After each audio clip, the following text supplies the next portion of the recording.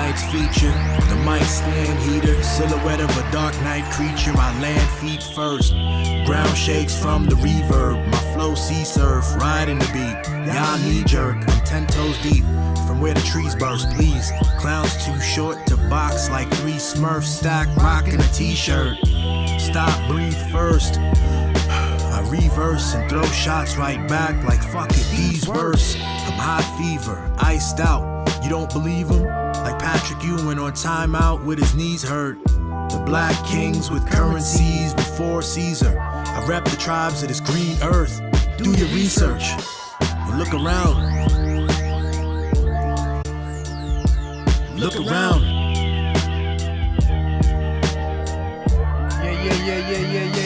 Yeah. I see y'all acting. Look around. Look around, yo. Look around. Hold on, let me put this up. What up? What's going on, everybody? Hey, today is, damn, I just cut off real abrupt right there. Today is April 8th, 2024. This is Billy. This is how Billy sees it. And we are back, yo. We're doing another show. How's everybody doing? It's been a while. The last show I think I did, it's been a month since I dropped the album, the EP of the fucking year, the Process EP, and 4-song EP, and that was the last episode where I talked about sort of the process in that Process EP, and took a break and just been chilling, and I've been working, and I've been relaxing, and creating. Things have been good, y'all. I hope things have been good for you as well. It's always funny, like I always say, like in these shows you can jive right into just what's good, and you can acknowledge things that are difficult, and you can acknowledge the fullness of things, and I always have this compulsion to try to acknowledge the fullness of things. So how can I settle that and like deal with that while doing a show where I want to sometimes focus on all kinds of things. I guess maybe at the beginnings I'd like to just have a pause, not really a moment of silence, something different, a deep breath, where we all kind of connect together, and just be grateful for what can be appreciated, and with deep knowledge that we're only assessing and appreciating and experiencing and internalizing a small fraction of what is and a small fraction of what there is to be grateful for. You know what I mean? So this last week or last month away from this show has been cool. It's been a cool time of just chilling. Sheba and I have been in a hermit kind of mode, a hermit phase. Really haven't been out so much, which is a huge privilege to be able to chill here and work here, and to be with my best friend, who also happens to be fine as hell. What? Are you kidding me? What is this? In this beautiful house. We got the house painted. I think last time we were on, the wall was different. We got this blue here. We're actually thinking about doing the blue over, because it's such a hard blue. We thought it'd be fun, but it also kind of turns out to be the exact same color as the tape. That tape that they put on the wall, We're like, hold on, for some reason I just don't feel right, so we're gonna do that over. But the living room and the dining room and the kitchen were also done, painted over, different colors. Got a nice kind of like goldish yellow kind of fever happening in the kitchen. The living room has a kind of a darkish red, more dark feel, and then in the front room, the dining room area, if we'll call it that, has a green, and it's a lighter. It just feels really good. It just added some depth to the whole joint, and it makes it, it's like, this is a haven. It's a place to be in it. I've been feeling really lucky and able to create from here. So it's been good. I got some new music coming out soon. I'm trying to figure out, it's not even done yet. I've just been writing a lot and making some progress with this song. Also procrastinating and getting into other work and stuff too. But I'm excited to get this one done. Like recently things have been flowing more, and getting the vibe I really want, the energy I'm looking for. So look out for that. A couple of weeks, or last week, I think I went to New York. I saw my mom. Quick day trip, just took the train up. Saw my mom. My mom has been living in Guadeloupe recently, out of the country, so it's been good. But she came through for a bit, and I just went and spent some time with her, so that was good. And she was actually here just on time for the that earthquake joint. Right before she was leaving, she hit me up to tell me that there was an earthquake, and I was like, "What?" In New York. It was her first time experiencing that. She says, "Are the lights off in the room?" Sheba just messaged me, "No, the lights on, babe."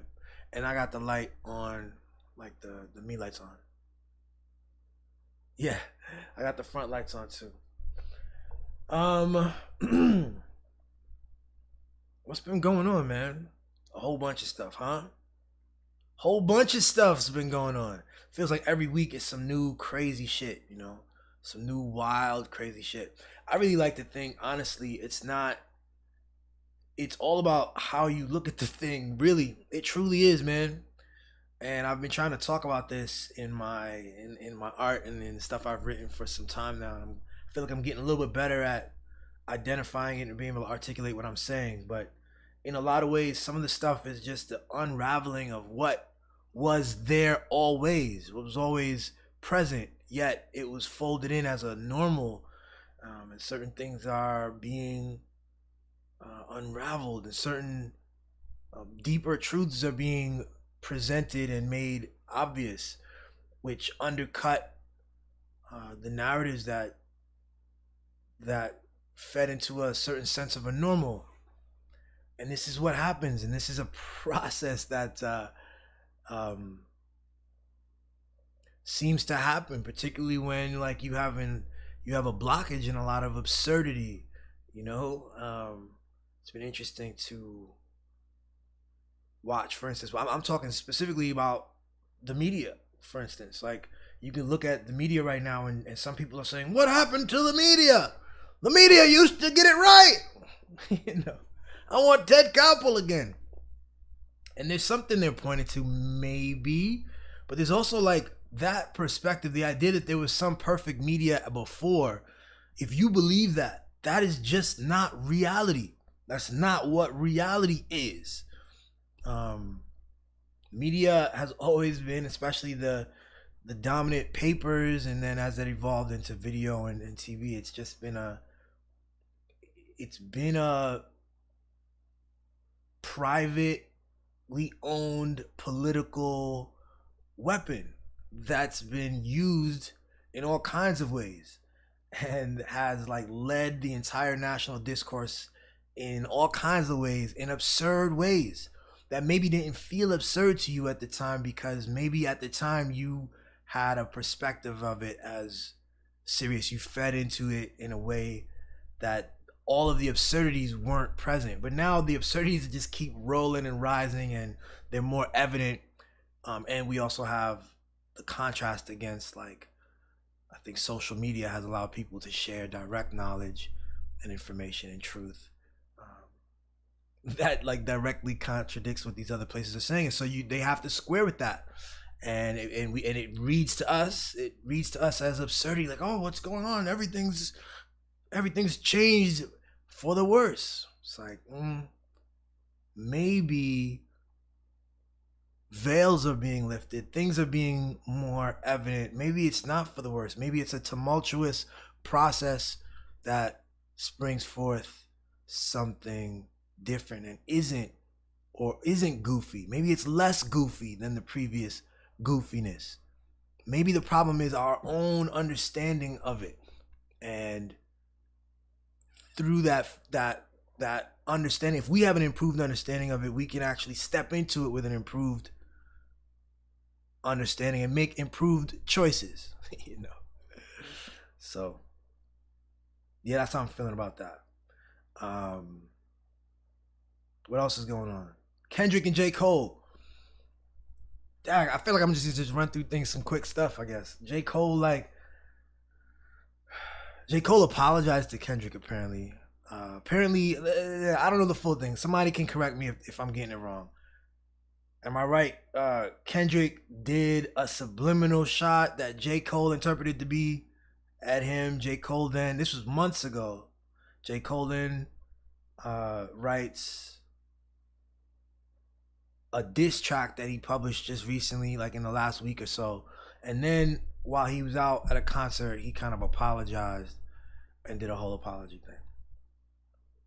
And I thought the apology was pretty interesting. I thought it was pretty sincere. In fact, let's see if I can play just a little bit of it. Here we go. So let's see what this is here. How many people think Kendrick Lamar is one of the greatest motherfuckers that ever to fucking microphone?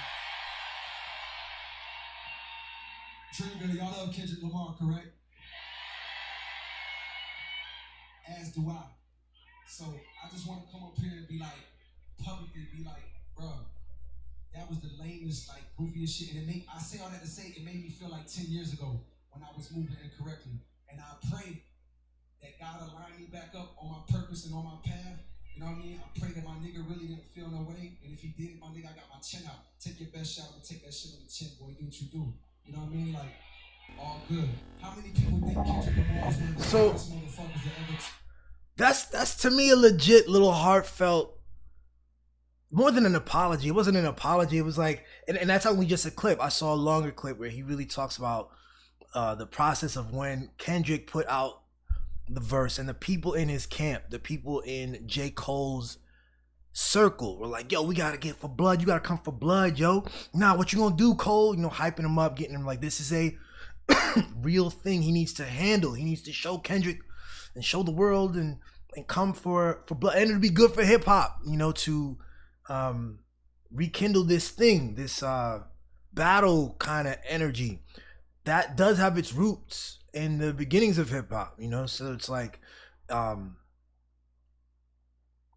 it has a tradition, but somewhere along the lines, it seems, and if you listen to the track, I heard the track too, it's kind of like, and people have been dissing the track saying it's not hard, it's not like the battles when like Nas and Jay-Z felt like they were coming for each other's heads, stuff with Jadakiss and stuff with you know, from the past, even like the LL cannabis stuff, like felt like people were coming for each other's heads, trying to take each other's careers off, really going low blows. And I'm just picking even some of the more mainstream ones. I think there are other less like huge names that have battles that the beef got serious. The beef was, we know this, you know, and the way they went at each other's careers and at each other's families, and you know, attempting to go as deep and as painful as possible.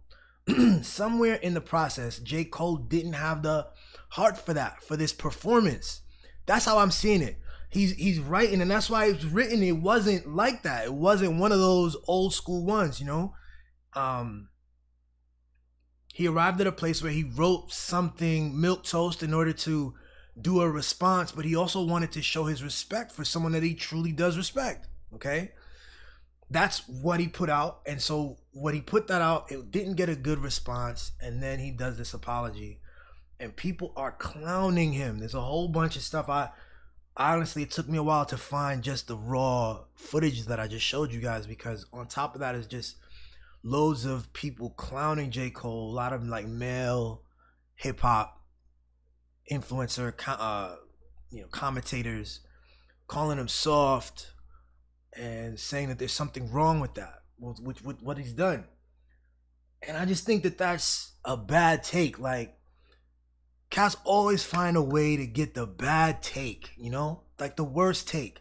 Like with everything, there's this whole thing with Diddy. I don't even know the details on Diddy, but potential like sex trafficking and violence, and there's all kinds of stuff. There's a whole history there, and the things that cats take away the most and are pissed about and confused and highlight is the potential homosexuality or some sort of salacious story about homosexuality. That's the thing. That's the sin. That's the big thing that Diddy did wrong, it seems. And on this with with J. Cole and Kendrick, to call him soft is crazy. Again, if I could, I don't even want to go through and try to find it. Find it for yourself, yo. There's a longer joint, probably about 7 minutes, 5 minutes where Cole lays out like the process of his boys hyping him up and then writing this thing, and it was weighing on his heart. And he knows that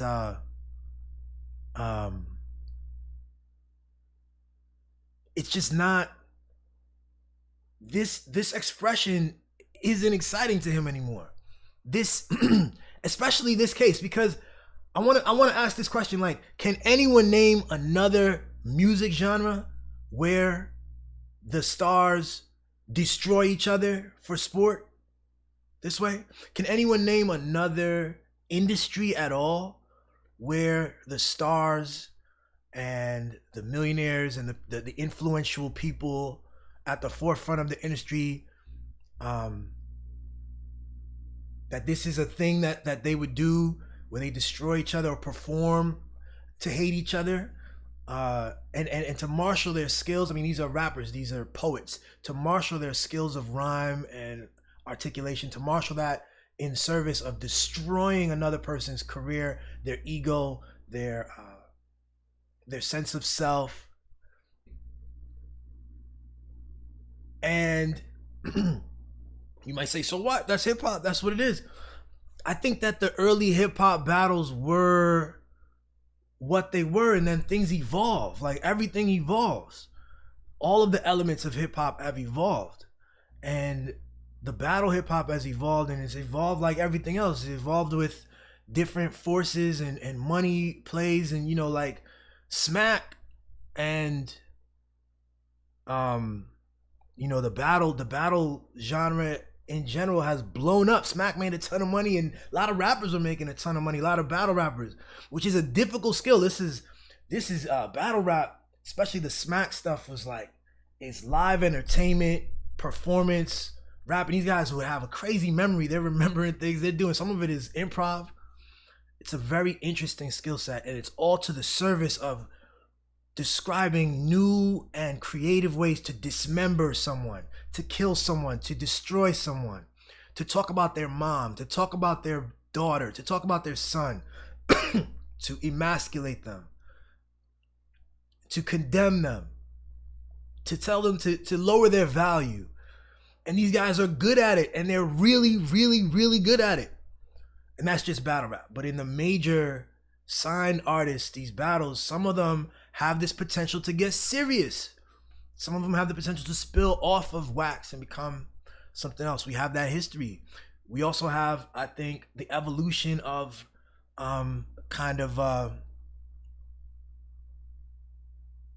know, this infatuation with death, this infatuation with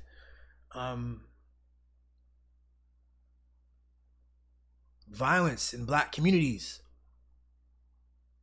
and glorification of criminality even. And yeah, it's all there, and it's all evolved. And so hip hop, like, it's evolved for these different reasons. There's money being made. There's incentives being created. There are artists who have a certain proclivity and a certain background, and certain artists who are willing to be really exaggerative and boasting and bold about certain themes. They're gonna get funded. That's what the labels do. The labels say, oh, here, we'll give you $1 million. You can create, give me more of that shit. Give me more of that shit, more of that. Whip it up, more of it. And they fund it, and then that creates more of the stuff. And that's why you see this imbalance. And that's why you see people say, well, at least, you know, I'm you know, people want to preserve, and I agree. I think, you know, all kind of artistry, I'm an advocate for free speech and artistry. So really, like the drill and all that stuff, yeah, I don't listen to all kinds of genres of music that I don't, you know, it's not my thing. But their right to exist is one thing. But when you see the ubiquitous nature of it, you see it at the tops of things. You see, you know, young artists aspire to that. Young artists, when they think about what it means to be a rapper and an artist, it's that. It is to mimic those things, because they're not dumb. They're observing what is considered hot, what is considered good, what will get funded, what are the modes of being that produce, you know, a financial return. And it's not a game. Like, even, you know, I rap. I just dropped the album a couple of weeks ago, and like I love where I am, and I love where I'm going with it. But like, yeah, early on, I had to. I'm still trying to find my voice, but early on, I'm mimicking, and the things that were easiest to glom onto, the easiest themes to talk about. Yeah, I started talking about gun bars. You know, I started like trying to talk about violence, because that on some level, whether I'm conscious of it or not, is what rap is. It's not real rap. I'm not hitting it if I'm not hitting that kind of stuff. I don't want to be. It's just, and I'm 40 years old. You know, if I'm 15 years old, 16, talented, my voice can go in any direction. But as I incorporate an identity for myself, as I develop my artistry and an identity, and especially if I'm interested, not just in my own art, but I'm interested in being compensated, I have an eye towards the industry, the standards of the industry, then this is where you go. So what am I saying? Like, there's no reason for it to be this way. And J. Cole felt that. He felt that. He's like, yo, I don't want to. What happens is, in some of the critics, y'all don't create art. That's part of what it is. You don't really understand. You don't feel it. You don't understand what it is that J. Cole does. So what he's doing is he's sitting there and he's writing. He's using his brain power and his creativity and his juices to in service of what? Again, to destroy Kendrick. He had to sit there and spend a couple of hours, because Kendrick is a bad motherfucker and he's responding to some serious stuff, to some bars, right? He needs to devote some energy to thinking about how to poke holes into the facade of Kendrick Lamar, one of the GOATs. How to tear this black man down, how to tell him that he's weak and he's lame and he would kill him, and da-da-da-da. And so when you spend that time like that, and if you're a serious person, which J. Cole is, he's also like, dag, my time could be spent in a number of ways. And he's a creative person, which J. Cole is. He's like, dag, my creativity could be spent in a number of ways. And, you know, this arena that we've built that has been financed, a financed arena around Black American culture's best poets devoting creative energy towards like how to destroy each other and kill each other. Not, yes, that stuff is all related. It's all one thing. It's all connected, but not physically destroyed, but even artistically. There's actually no reason for it to be that way. Again, other genres don't do it. Other industries don't do. I can't think of another industry where the faces of the industry do that. Football players always give love to each other at the end of the game after they hit it to each other. People in Hollywood, they show love and respect to each other, and they're very intentional about it. It's about camaraderie. Even like an industry like the WWE wrestling. WWE, these guys pretend to hate each other. They play a big screams and all this stuff. In a sense, and then at the end of the day, there's a ton of camaraderie in that space, and there's also a union. You know, they're unionized, and they also have health insurance together, and they also have a pension, and all of these kinds of victories that and tangible things that help to unify them as a group, rather than this other thing. And I just think that it's like, this is not like a top 5 issue for me. Like, I don't spend a lot of time thinking about, because like I said, I'm about free speech. Like, for me, I want to just inject my truth into the game then, and I want to like spit my stuff and demonstrate what I think it could sound like, and that's what I do. But if there's a mood happening where the top rappers in the game, the most talented artists at right now in the moment, if there's a mood shift where they don't see the value anymore, they're not up for this particular mode of being, of tearing down each other and being and being, egged on to do that and employing their skills towards doing that, like, I'm cool with that. I'm for it. They can come up with, I know that they're creative enough to come up with other ways to make the game interesting. These battles can sometimes be an injection into the arm of hip hop sometimes. And I fucked with this. I'm more with great stuff, but they're also not the only way to do that.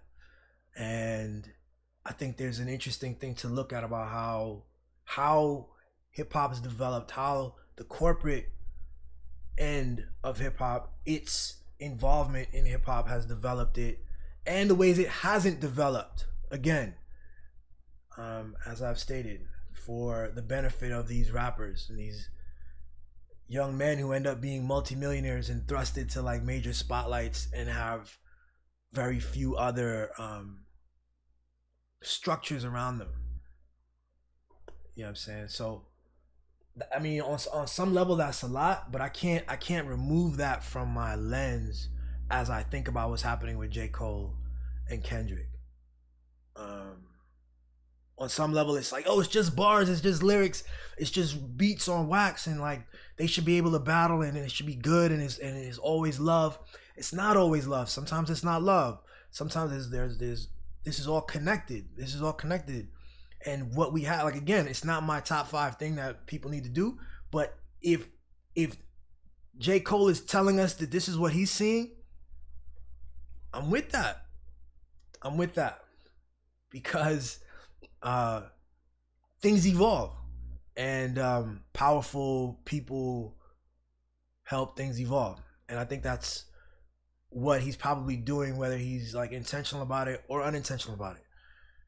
And hip hop's gonna thrive and continue. It's just gonna evolve, and I have a sense that it'll evolve in a way that doesn't.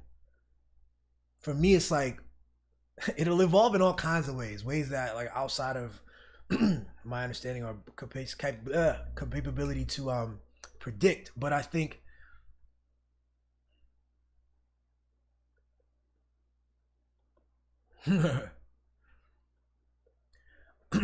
I think that the art of storytelling is not going anywhere.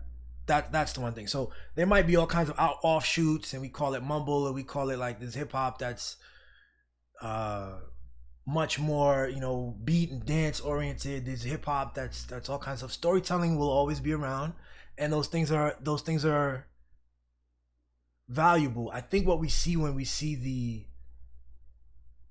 the gunplay and the violence and the uptick in the selling of men hating women and all that, that's corporate. That's what happens when you inject money into a specific thing. That's not natural. You know what I'm saying? So I think that I'm right about that. I don't think that hip hop looks the way it does if it's not without the mainstream doesn't look the way it does if it's not for active pressure socially and financially to construct precisely the challenges we're seeing today, and both in hip-hop culture and in broader culture, because hip-hop is really powerful. So that's my thing on the J. Cole and Kendrick thing. I'm actually this is just an evolving situation, and with artists coming into a real understanding of their power, not just to negotiate things in the boardrooms, but the power of their words and their voice, realizing that it is something, and it's something to contend with. You know what I'm saying? And I think that kind of self-awareness, that self-awareness of the rapper will have no choice but to also alter it. Let me look at some of the comments. What did my baby Sheba say? She says, sounds like they're on each other's mind a lot. Sheba says, men do so many things they don't want to do just because other men tell them to. Poke holes in the facade of Diddy, of billionaire asshole Jay-Z. Sheba says WWE recognizes their workers and working towards a common goal, and that doesn't sound like that's how rappers perceive themselves. No, I think it's been there's a what is it, marketing? What is it, mid-level marketing? What's that called?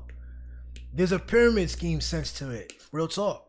It was structured in a way of different labels. Sometimes we call them a vanity label, but I don't think you have to be called that. But different labels that have a sense of independence to them, but they're always, subsidiaries of something.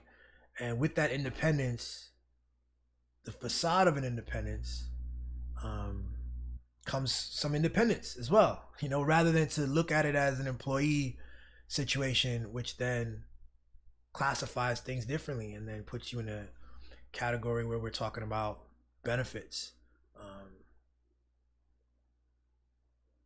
That's an interesting thing. It's about how you organize your thoughts, how you think about yourself in contrast to the other parties involved.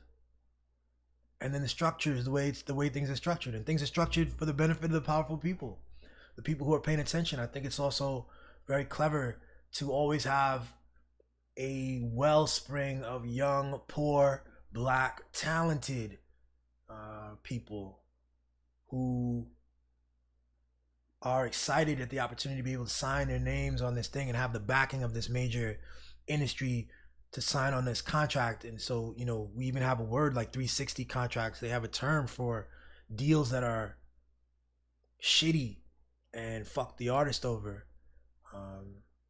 And the ways they do that are myriad, you know what I'm saying? All these different labels and owners. And it's not just the white people, obviously. Diddy's notorious for this, but Diddy is an example of what I'm saying about the structure. He was structured as this independent millionaire and then a billionaire. But he was also part of a larger scheme. It wasn't independent in the true sense, which, at the end of the day, he got the benefit of looking one way and built up this whole facade for a generation of us, man, like of the wealthy rapper and the girls in the parties and such. And what a terrible thing, because we see this stuff is all coming out about like what he was actually doing and what life was like in that whole circle over there. I mean, it's just nuts, man. It's just absolutely nuts. But yeah, if the rappers are saying, yo, this arena of like, yo, shitting on black pulling, I have to devote my creative energy to find out how to poke holes in my brother and shit on my brother, and I'll and I'll rip your this off, and I know like some of the process, like you devote thought to that when it doesn't have to be that creative construction. Doesn't even have to be. That's when you're creative. When you create things that don't have to be. You propel them and you create them. So it struck him. He was aware enough that it struck him that he didn't want to involve himself this way, and so he does the apology and comes out and kind of shares his thoughts on that. And I think it's a dope thing. There's also another element. Some people are saying that, I think I didn't even hear this part, but he had a verse in there that was potentially transphobic, and people are saying that maybe he did that because it was like a really smooth way to avoid the dust up he would get over the transphobia, something like this. I don't know. That could also be a part of something. You know what I'm saying? Like things are way more complex. It's very unlikely that there's a very simple one thing. Things are multiple things. And yeah, so there's that. Sheba says, as people working in an industry with common interests in protecting the other. Yes. Again, thinking about yourself differently. But again, they structured the whole thing differently. The people at the top, the money makers structured the whole thing differently. And but we don't even see it that way. And there was so much money being made that we didn't even really see it that way. You think that like these record labels are, you don't realize that they're all parts of something else. Multi-level marketing. Yes. MLMs. That's correct. So yeah, that's the Kendrick J. Cole thing.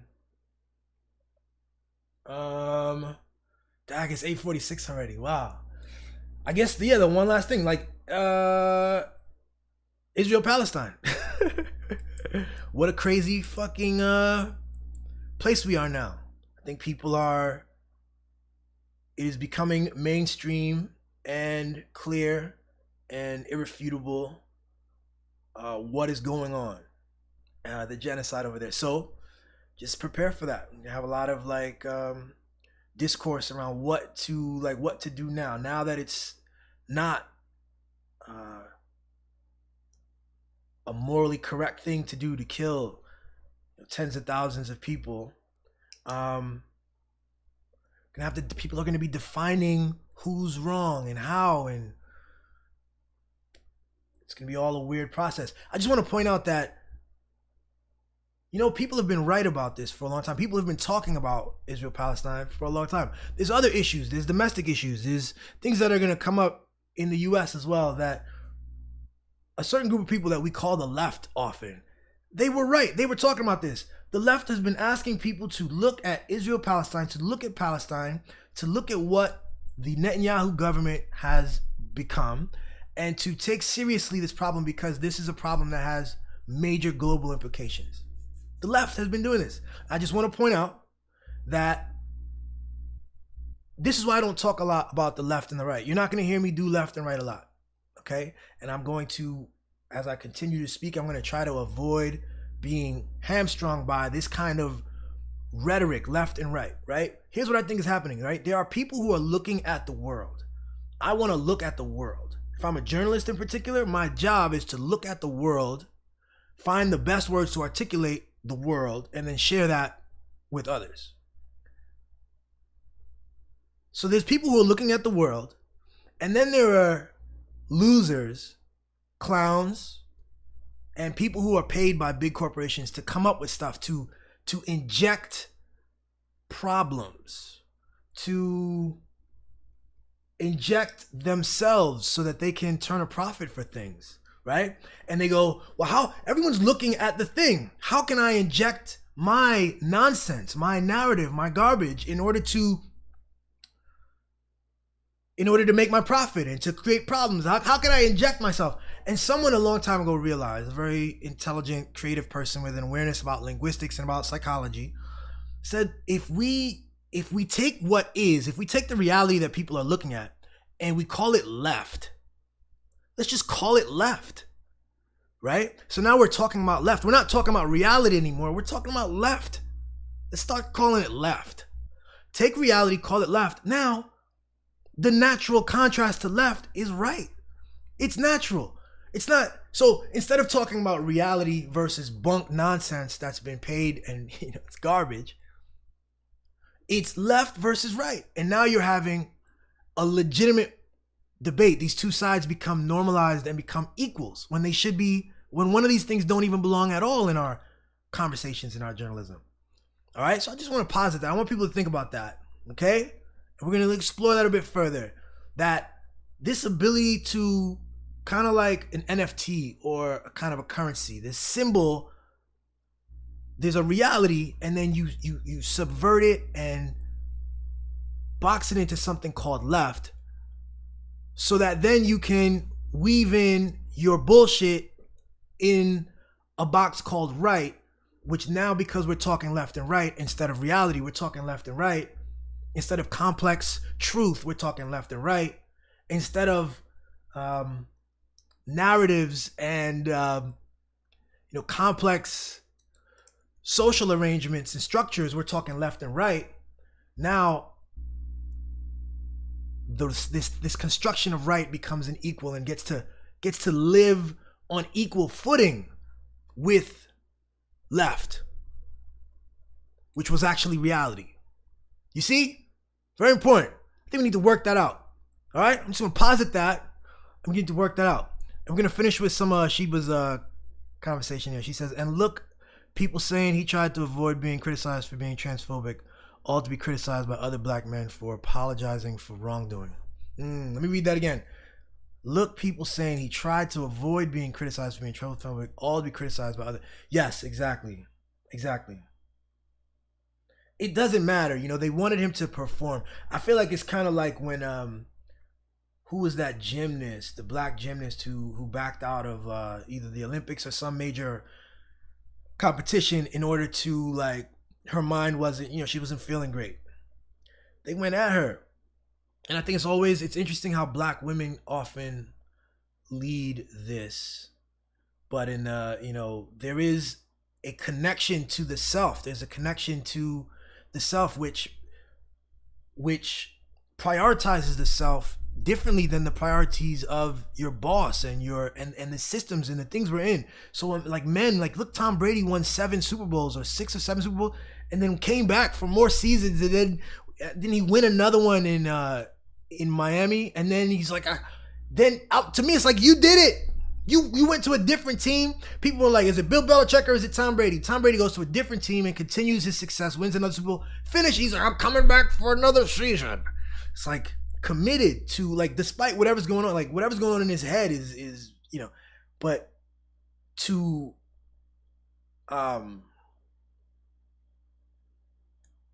Simone Biles decides that you know, her mental health and that it's not worth it.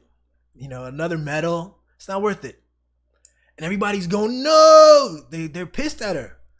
They demand that she performs her thing, her promise to them, which is to flip and to be elegant and graceful and do amazing, beautiful things in the air. And she's not allowed to be a person. And so J. Cole, similarly, man, he describes himself as a process that got him to realize that he's more than just like a rapper whose job it is to now shit on another black man. Kudos to him. But nah, they wanted the thing. That's hip hop. Again, who's creating these cultural norms? Who's setting these terms that we're now so desperately clamoring and like defending so much, that a black man can't be a black artist, a brilliant black artist, a useful and powerful black artist can't articulate his truth and be an autonomous full person. It's just priorities backwards and weird. And I want to say the same people, by the way, will be dead quiet on major issues of import in our nation and in our community. I want to say that the people who are screaming and telling J. Cole that he's a bum and he's soft, these men are quite often quick to shit on other black men or shit on black women, quick to notice the flaws and problems in black women. They employ their social media and their public voice to point out the flaws in black women. But when there's all kinds of absurdity and manipulation and theft and violence being perpetrated by white people, these guys are quiet, dead quiet. Dead quiet. Super quiet. They know better, kind of. It's like an intuition, like they just know better. What is that? How does that work? And that feels normal. That's normal. We just kind of know. Everybody kind of knows. Yeah. Why is that normal? How is that normal? Where's the priorities at? What are we fearful of? What are we clinging to?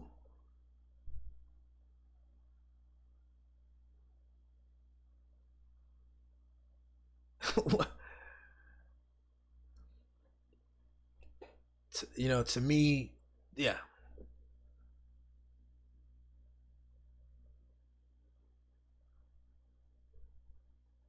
Yes. Oh yeah, reverse drapetomania. Yeah, I wrote a thing about drapetomania, y'all. On my website, billybunton.com, drapetomania and the ghosts of language. I also made a reel about it. This was good, man. You know, I part of why sometimes I don't get on again is I get, anxious, whatever. But this was good. And I always feel that when I get on, I feel that. And I just need to get back on here. So, yeah, man, look, I'm back on. Mondays at 8, you can expect to have me on here just to get on and just to talk, man, because this felt great. Thank you, and I'll see you next time. I'm gonna leave you out with my song "Look Around." All right, look around. Peace.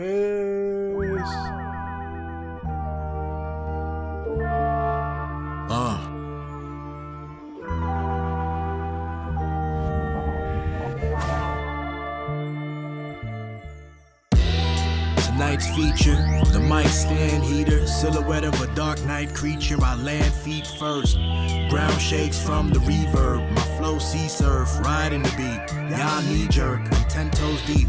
From where the trees burst, please. Clowns too short to box like 3 Smurfs stacked, rocking a t-shirt. Stop, breathe first. I reverse and throw shots right back like fuck it, these worse. I'm hot fever, iced out. You don't believe him? Like Patrick Ewing on timeout with his knees hurt. The black kings with currencies before Caesar. I rep the tribes of this green earth. Do your research and look around. Look around.